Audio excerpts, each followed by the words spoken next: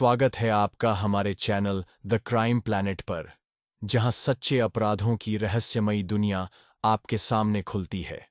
अनसुलझे case, सनसनीखेज अपराध और चौंका देने वाली कहानियां।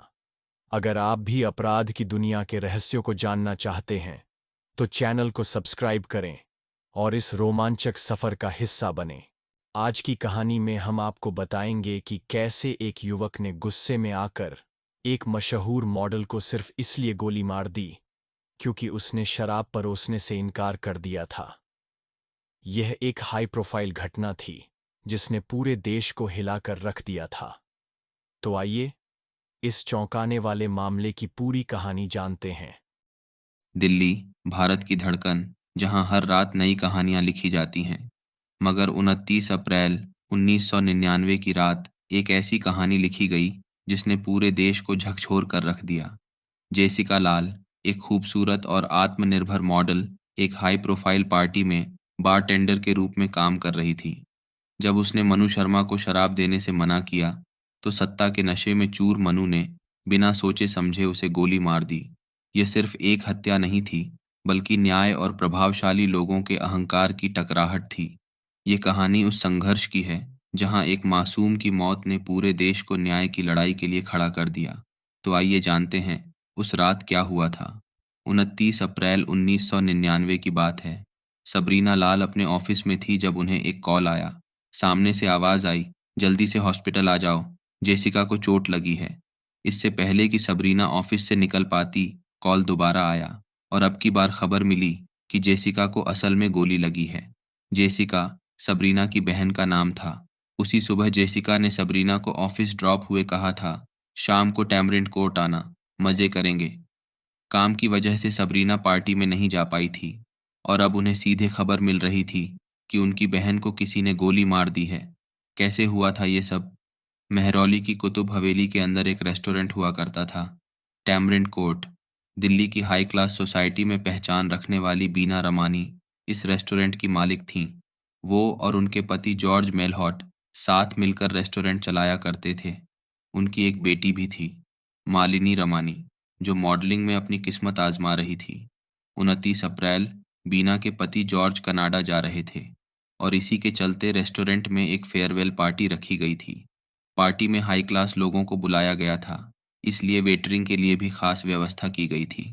मालिनी ने अपनी दोस्त जेसिका लाल को इस पार्टी में बार टेंडिंग करने का ऑफर पेश किया था और जेसिका भी राजी हो गई थी। रात के 12 बजे जब पार्टी खत्म होने की ओर थी, टैमरिंड कोर्ट में एक शख्स दाखिल होता है, अपने 3 दोस्तों के साथ। इस शख्स का नाम था सिद्धार्थ वशिष्ठ उर्फ मनु शर्मा। मनु शर्मा हरियाणा कांग्रेस नेता विनोद शर्मा का बेटा था। उसके साथ विकास यादव भी था। विकास यादव यूपी के बाहुबली नेता डीप यादव का बेटा था। इन दोनों के अलावा 2 और लोग भी पार्टी में आए थे, अमरदीप गिल और आलोक खन्ना। पहले मनु शर्मा को 29 की रात अपनी मां के साथ चंडीगढ़ निकलना था, लेकिन अपने पिता से खौफ खाने वाला मनु उस रोज चंडीगढ़ न जाकर दिल्ली ही रुकना चाहता था। चारों दोस्त न्यू फ्रेंड्स कॉलोनी की एक कोठी में ठहरे थे। शराब का दौर चल रहा था। इतने में मनु को याद आया कि आज तो गुरुवार है। उसे टैमरिंड कोर्ट की याद आई, जहां हर थर्सडे स्पेशल पार्टी हुआ करती थी। चारों दोस्तों ने कार उठाई और मेहरौली पहुंच गए। रात के 12:30 बजे थे। पार्टी में पहुंचकर मनु शर्मा बार में पहुंचा। वहां जेसिका लाल और उसका दोस्त शायन मुंशी बारटेंडिंग कर रहे थे। वह नशे में था और जब उसने ड्रिंक की मांग की, तो जेसिका ने विनम्रता से बताया कि शराब खत्म हो चुकी है, लेकिन मनु शर्मा को यह जवाब मंजूर नहीं था। उसने 1000 का नोट काउंटर पर रख दिया। उम्मीद थी कि पैसे की ताकत से उसका काम हो जाएगा, लेकिन जेसिका ने एक बार फिर मना कर दिया। अपने दोस्तों के सामने बेइज्जती होता देख मनु शर्मा ने जेब से रिवॉल्वर निकाली और हवा में तान कर फायर कर दी। जेसिका अब भी शराब देने से इनकार कर रही थी। एक और बार उसने इनकार किया, तो मनु शर्मा ने रिवॉल्वर जेसिका की तरफ ताना और फायर कर दिया। गोली लगते ही जेसिका लाल जमीन पर गिर पड़ी। पार्टी में लोग इस कदर नशे में थे कि कुछ देर तक किसी को कुछ समझ ही नहीं आया। बीना रमानी जेसिका के पास पहुंची। उन्होंने मनु शर्मा को देखते हुए पूछा, तुम कौन है और पार्टी में पिस्तौल लेकर क्यों आए? मनु शर्मा ने कहा, मैंने गोली नहीं चलाई, और वो अपने 3 दोस्तों के साथ वहाँ से निकल गया। जेसिका को अस्पताल ले जाया गया, लेकिन वहाँ पहुँचने से पहले ही उसकी मृत्यु हो गई थी। उधर मनु पार्टी से निकला और उसने एक जगह जाकर अपनी पिस्तौल ज़मीन में गाड़ दी। इसके बाद चारों दोस्त विकास यादव के गाज़ियाबाद वाले बंगले में गए और रात भर वहीं ठहरे।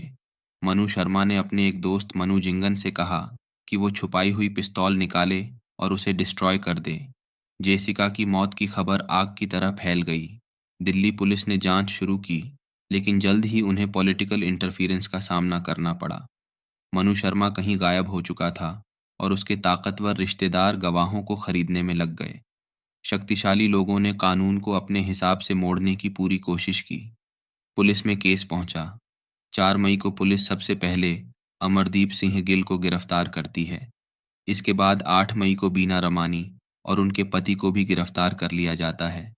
बीना रमानी के ऊपर इल्ज़ाम था कि वो बिना लाइसेंस के पार्टी में शराब सर्व कर रही थी और जिस पार्टी को वो प्राइवेट पार्टी बता रही थीं, वो असल में एक बहाना था।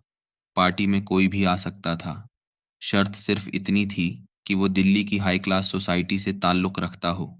बीना रमानी के ऊपर एक इल्ज़ाम ये भी था कि उन्होंने जेसिका के खून के निशान साफ करवा दिए थे, जिसके चलते उन पर सबूत नष्ट करने का आरोप लगा।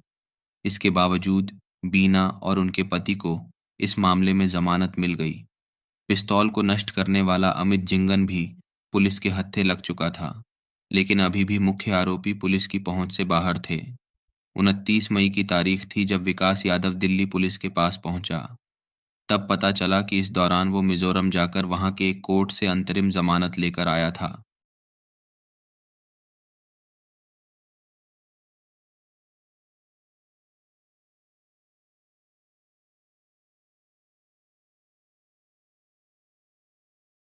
मनु शर्मा को भी इसी बीच गिरफ्तार कर लिया गया था। हाई प्रोफाइल केस था, जिसकी खबर सारी दुनिया को लग चुकी थी। पार्टी में उस दिन बहुत से लोग मौजूद थे, जिनमें से कई ने उस दिन मनु शर्मा को वहां देखा था। इसलिए केस जब कोर्ट में गया तो सबको लगा ओपन एंड शट केस है। 3 अगस्त को पुलिस इस मामले में अपनी चार्जशीट दाखिल करती है। 6 साल मुकदमा चलने के बाद 21 फरवरी 2006 को इस केस में अदालत का फैसला आता है। सभी लोगों को रिहा कर दिया गया था। अगले दिन अखबारों में खबर छपती है, no one killed Jessica. Open and shut case होने के बावजूद कोर्ट ने आरोपियों को रिहा क्यों कर दिया? इसका कारण था पुलिस, सत्ता और पैसे।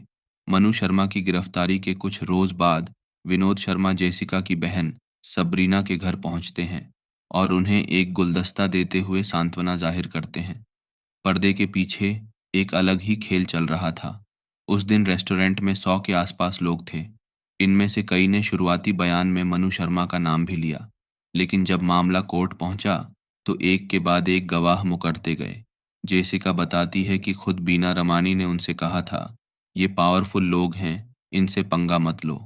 3 मई 2001 को इस मामले में सबसे महत्वपूर्ण गवाही हुई, शायन मुंशी की।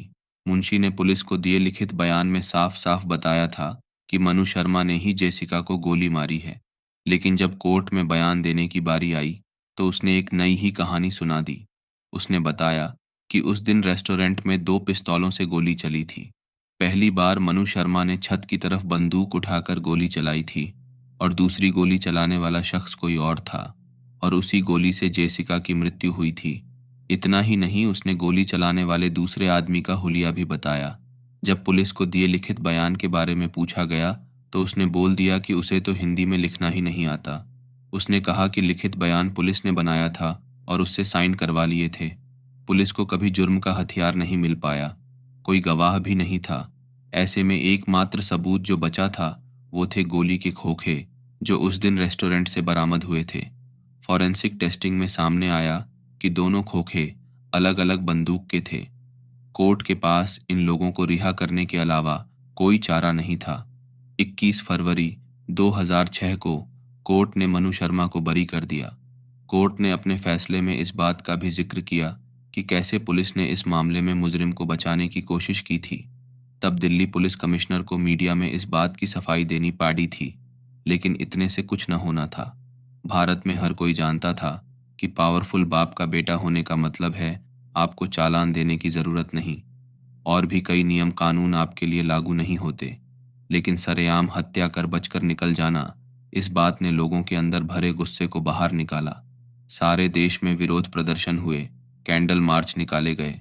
इस बीच सबरीना की मां कैंसर से मर चुकी थी और उनके पिता को 4 बार स्ट्रोक आ चुका था। कुछ वक्त बाद उनकी भी मृत्यु हो गई। सबरीना कहती हैं, मनु शर्मा ने सिर्फ मेरी बहन की हत्या नहीं की, उसने मेरे पूरे परिवार को मुझसे छीन लिया। मीडिया ने इस केस में एक बड़ा रोल अदा किया। एक पॉपुलर मैगजीन ने एक स्टिंग ऑपरेशन किया। इस स्टिंग में शायन मुंशी के पास एक पत्रकार फिल्म इंडस्ट्री से आदमी बनकर पहुंचा और एक फिल्म के रोल के सिलसिले में उससे बात की। बातों बातों में पत्रकार ने कहा, लेकिन ये तो हिंदी फिल्म है और आपको तो हिंदी आती ही नहीं। तब शो ऑफ करने के लिए शाइन ने हिंदी फिल्मों के फ्लुएंटली डायलॉग सुनाए। ऐसे ही कुछ और स्टिंग ऑपरेशन सामने आए, जिनमें गवाहों ने बताया कि कैसे उन्हें डराया धमकाया गया था। एक रिकॉर्डिंग भी सामने आई, जिसमें पुलिस के सामने मनु शर्मा का इकबालिया बयान रिकॉर्ड था। अंत में पब्लिक प्रेशर से इस केस की दोबारा तहकीकात हुई। हाई कोर्ट ने लगातार 25 दिनों तक इस केस की सुनवाई की। इसके बाद लोअर कोर्ट के फैसले को बदलते हुए मनु शर्मा को आजीवन कारावास और विकास यादव को 4 साल सश्रम कारावास की सजा सुनाई गई। पूरी तहकीकात में ये भी सामने आया कि फॉरेंसिक लैब से भी गलत रिपोर्ट बनाई गई थी और कोर्ट ने ये भी माना कि शायन मुंशी ने कोर्ट में झूठ बोला था। उस पर पेजरी का मुकदमा चलाया गया।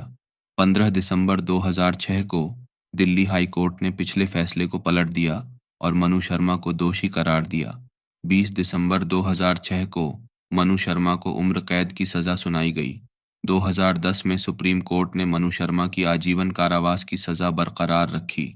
विकास यादव को सिर्फ 4 साल की सजा मिली थी। साल 2020 में मनु शर्मा को अच्छे बर्ताव के चलते जेल से रिहाई मिल गई। हालांकि मनु शर्मा को रिहाई मिल गई, लेकिन यह केस भारत के न्यायिक इतिहास में एक मिसाल बन गया, जिसने यह दिखाया कि जनता और मीडिया के दबाव से न्याय संभव हो सकता है। इंसाफ तो मिल गया, लेकिन इस अपराध की छाप हमेशा रहेगी। आप इस केस के बारे में क्या सोचते हैं? हमें कमेंट में ज़रूर बताएं।